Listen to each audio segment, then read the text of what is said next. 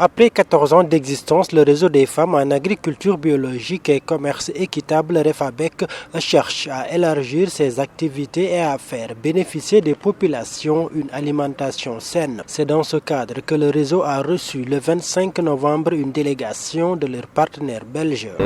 Ce partenariat avait été lié en partenaire avec Agricole Afrique, mais depuis lors, ce partenariat continue aussi à exister.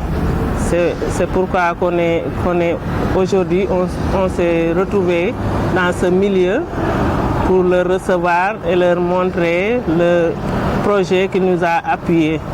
Donc qu'est-ce qu'on fait ensemble? On partage en effet une même vision.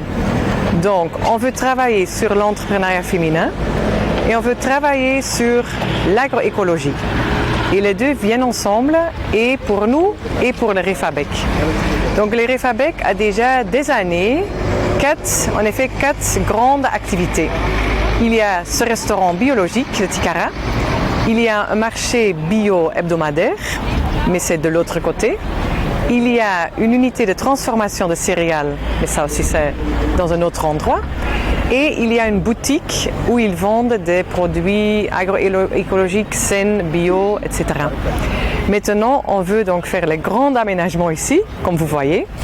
Et avec ces grands aménagements, on veut mettre tous ensemble. Donc le restaurant reste ici, mais on va ajouter le marché bio ici dehors, la boutique ici à l'intérieur, et on va aussi mettre des tables ici sur la terrasse. Une occasion saisie par la présidente du REFABEC pour présenter davantage le réseau et ses objectifs à ses partenaires. Le REFABEC, c'est le réseau des femmes, comme je l'ai dit, pour l'agriculture bio et le commerce équitable. Le REFABEC a été créé en 2005 en partenariat avec Agricole, qui est notre premier partenaire. Depuis Bassoum, de Djibitiam jusqu'à aujourd'hui avec Hassan Gueye, il nous a beaucoup soutenus. Le REFABEC a ses unités économiques. Il y a une unité de transformation qui se trouve à Kériko, près de la mosquée. Il y a une boutique, il y a un marché hebdomadaire, il y a une déplimeuse et le restaurant. Notre objectif, c'est promouvoir l'agriculture bio, mais aussi contribuer au développement socio-économique de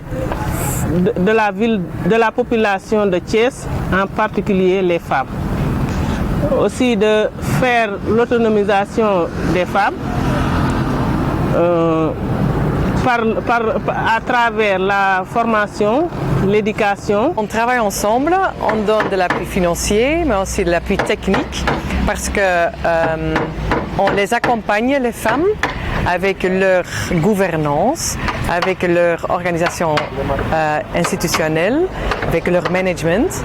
Et la plus-value, on n'est pas seul. En plus du développement socio-économique de ses membres répartis à travers 5 unités, le réseau des femmes en agriculture biologique veut amener les populations à adopter une alimentation saine à travers le consommer local, mais également consommer sans des produits chimiques. Oui, après ces réflexions, nous voulons que toute la population de Thiès et même au-delà mange bio pour avoir une bonne santé.